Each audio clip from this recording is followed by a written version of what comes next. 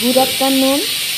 আজকে তোমরা ভিডিওটা দেখতেই পাচ্ছ যে আজকে আমি রেসিপি করছি দুটো রেসিপি ইলিশ মাছ দিয়ে। একই মাছের দুটো ভিন্ন ধরনের রান্না। আর এখন তো বর্ষাকাল, তাই প্রতি বছরই এই ইলিশ উৎসব চলে। ইলিশ উৎসব কোথাও সুন্দরবনে হয় বা কোনো জায়গায় গিয়ে হয়, কিন্তু আজকের এই ইলিশ উৎসবটা ছিল আমার বাড়িতে। তো বন্ধুরা দেখো, প্রথমে আমি ইলিশ মাছগুলোকে ভালো মতো করে ধুয়ে নিয়েছি, একদম ডিমলা। ডিমলা ইলিশ মাছ আমি ভালোভাবে ধুয়েছি। এরপরে আমি একটা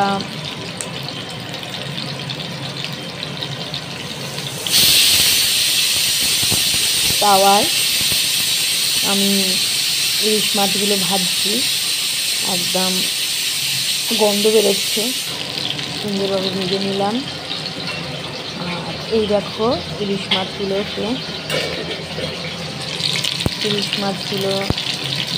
ভাজার সঙ্গে সঙ্গে তোমাদের সঙ্গে একটু গল্প করি। জানো তো বন্ধুরা, বাড়িতে সুখ শান্তি থাকলে তাহলে যে কোনো রান্নায় স্বাদে গন্ধে অতুলনীয় হয়ে যায়। হ্যাঁ বন্ধুরা, সুখ শান্তির জন্য কিছু কিছু গাছ আছে যে বাড়িতে রাখলে সবসময় যে বাড়িতে একটা ঝামেলা, অশান্তি, অর্থকষ্ট বা পরিবারের কারো সদস্যদের শরীর খারাপ প্রায় লেগে থাকে, সেই জিনিসগুলো হবে না তোমরা যদি একটুখানি যত্ন করতে পারো। বাড়ির উত্তর পূর্ব দিকে এই গাছটি রেখো। এই গাছটি হচ্ছে বাম্বু ট্রি, এটাকে লাকি ট্রি বলে। বাম্বু ট্রিকে যত বেশি যত্ন করবে, আর এই গাছটা একটু জল পাল্টে পাল্টে করতে হয়, এবং গাছের ডালপালা পাতাগুলো দেখবে সুন্দরভাবে কেটে নেবে আর যত্ন করবে। তুমি যত বাম্বু ট্রিকে যত্ন করবে তত বেশি করে তোমার কোথাও থেকে অর্থ চলে আসবে। যারা অফিসে কাজ করে তাদের হয়তো অনেক সময় টাকা পয়সা অনেক রকমভাবে খরচা হয়ে যায়, তাদের জন্য বলবো এই বাম্বু ট্রিটা রেখো। অবশ্যই বাম্বু ট্রিটা ভীষণ উপকারী একটা লাকি ট্রি। যখন মাছগুলো ভাজা হয়েছে, দেখো মুড়োটা ভেজে নিয়েছি। মুড়োটা একটু ভালোভাবেই ভাজতে হয় যে কোনো মাছেরই। এরপরে আমি দুটো রেসিপি করব বলেছি ইলিশ মাছ দিয়ে। সর্ষে, এরকম আমি সর্ষে পোস্ত দু রকমের সর্ষে নিয়েছি, সাদা এবং কালো। আর পোস্ত বেটে নিয়েছি, মিক্সিতে বেটে নিয়েছি। এবং কড়াতে সর্ষের তেল গরম হওয়ার পরে একটু কালো জিরে অ্যাড করব, আর সর্ষে পোস্ত মিশ্রণটা দিয়ে দিলাম। এবার একটু ফুটবে। আর এদিকে আমার আর একটা মাছ ভাজা বাকি ছিল। অনেকগুলোই তো মাছ দেখলে, তার মধ্যে কিছু মাছ আমি বেগুন দিয়ে করব, আর কিছু মাছ আমি এই সর্ষে পোস্ত দিয়ে করব। তো দেখো, আমি এক এক করে সর্ষেটা একটু হালকা ফুটে গেছে, আমি এক এক করে মাছগুলো ছেড়ে দিচ্ছি।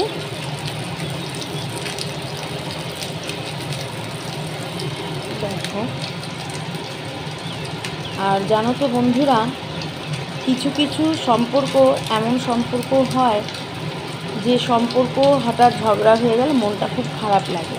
তো তাদের যদি এরম টাইপের যদি কোনো ঘটনা হয়, প্রায় এরম টাইপের হয়, যে কোনো রিলেটিভ হতে পারে, বন্ধু হতে পারে, স্বামী স্ত্রী হতে পারে, ভাই বোনের সম্পর্ক, তাহলে তোমরা না কী করবে, একটা রেড কোয়ার্টজ বলে একটা ব্রেসলেট পাওয়া যায়, একটা গাছও পাওয়া যায়, এর আগে আমি তোমাদের দিয়েছিলাম। ওটা তোমরা ঘরে রাখতে পারো, দেখবে খুব ভালো কাজ দেয়।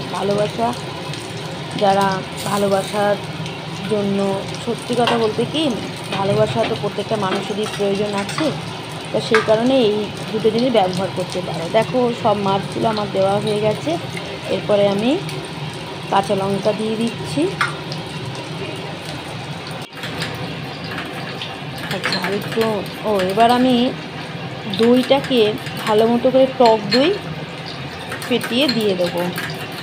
আর টক দই কেন দেয় জানো বন্ধুরা, এই যে সর্ষে যে একটা ঝাঁঝালো একটা ব্যাপার থাকে, তারপরে কোনো রকম যদি শরীর স্বাস্থ্য খারাপ হয়ে যায়, সর্ষেটা অনেক সময় শ্যুট করে না, এই টক দইটা কী হয়, সর্ষের যে খারাপ ব্যাড যে গুণটা সেটা নষ্ট করে দেয়, আর খেতেও ভালো লাগে। তো দেখো আমি টক দইটাকে ভালোভাবে ফেটিয়ে আমি দিয়ে দিলাম।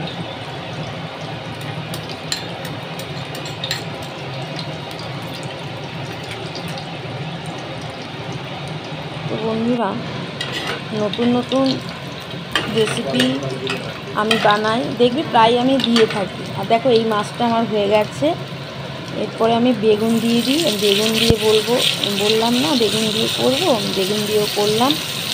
আর তোমরাও নিশ্চয়ই দু রকমেরই রেসিপি করো। এবার তোমরা কে কীরকমভাবে করো একটু কমেন্ট করো, আর কোথা থেকে এই রেসিপিটা দেখছো সেটা একটু জানিও। আর জানো তো, সামনেই কৌশিকী অমাবস্যা, 21, 22, 23 তোমার আমি তারাপীঠে থাকবো। যদি কারো কোনো রকম আমার সঙ্গে যোগাযোগ করার ইচ্ছে থাকে, তাহলে আমার ফোন নাম্বারে, তোমরা তো অনেকেই জানো, তারা জানে না, ইনবক্সে নিয়ে নিও, আমার সঙ্গে যোগাযোগ করো। কৌশিক অমাবস্যা তো বিশাল বড় অমাবস্যা, এই অমাবস্যাতে ভীষণ ভালো রকমের কাজ হয়, খুব ভালো অমাবস্যা। মায়ের অনেক কিছু কৃপা এই অমাবস্যাতে পাওয়া যায়। সন্তান, যাদের সন্তান হচ্ছে না, চাকরি হচ্ছে না, বিবাহ হচ্ছে না, কৌশিক অমাবস্যায় যে কোনো সমস্যার সমাধান হয়, রোগ থেকে সব কিছু। তো বন্ধুরা, দেখো বেগুনগুলো আমার ভাজা হয়ে গেছে।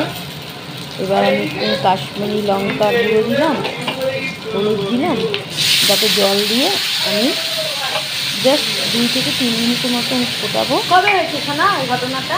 ফুটতে থাকুক। সোনা কবে হয়েছে ঘটনাটা? যেটা বলছিলাম, কৌশিক অমাবস্যায় তোমরা যদি আমার সঙ্গে যোগাযোগ করতে চাও, তাহলে আমার সঙ্গে যোগাযোগ করতে পারো। মোটামুটি পাতলা টাইপেরই এই ঝোলটা হয়, খেতে খুব ভালো লাগে। বেগুনের সঙ্গে ইলিশ মাছের একদম সুন্দর একটা অনবদ্য সম্পর্ক, মানে একে অপরের যেন একেবারে মধুর ক্ষীরলা সম্পর্ক, মুখে দিলেই যেন গলে যাবে, যেরকম মাছটা গলে যাবে বেগুনটাও গলে যাবে। তো মাছগুলো আমি এক এক করে দিয়ে দিলাম। আর তার আগে তো দেখালাম যে কিছু মাছ আমি সর্ষে পোস্তর জন্য রেখেছি, ওটা দিয়ে দিয়েছি। আর এদিকে আমি কয়েকটা মাছ আমি বেগুন দিয়ে করবো বলে রেখেছিলাম, সেটা আমি সব পরপর দিয়ে দিলাম। এখানে মুড়ো, লেজা সব কিছু, তবে মানে সর্ষে দেওয়া মাছটাতে না মুড়ো আর লেজাটা ভালো লাগে না খেতে, এই জন্য এই বেগুনের রেসিপিটাতেই বেশি ভালো লাগে মুড়ো এবং লেজা। আর মুড়োটাকে একটু ভালোভাবে ভাজবে। আর এমনি এই দেখো সুন্দরভাবে ফুটতে শুরু করে দিয়েছে, দেখো কেমন কালার লাগে। এর মধ্যে কিন্তু আমি একটু হলুদ দিয়ে দিয়েছিলাম, হ্যাঁ আমি দেখাইনি, হলুদ দিয়ে দেখো সুন্দর কালারটা। এদিকে দেখো আমার বেগুন ইলিশের ঝোলটাও হয়ে গেছে। আর এটাও দেখো আমি উল্টে দিলাম, একটা পিঠ হয়ে গেছে, আর একটা পিঠ আমি পাল্টে দিয়ে ওই পিঠটা আবার সর্ষের মধ্যে মজে যাবে।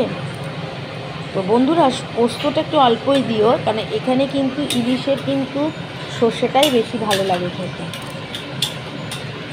আর এক ধরনের আমি ইলিশ মাছ বানাই, সেটা তোমাদের আমি দেখাবো, আগের বারটা আমার দেখানো হয়নি, ওইভাবে আমি করি। আর আজকে একটু অন্যরকমভাবে করলাম। দেখো ফাইনালি আমার সর্ষে ইলিশ হয়ে গেছে, আর এটাও দেখো আমার হয়ে গেছে। দেখো বন্ধুরা কালারগুলো কেমন এসেছে দেখেছো, আমি পাতলা করে করি।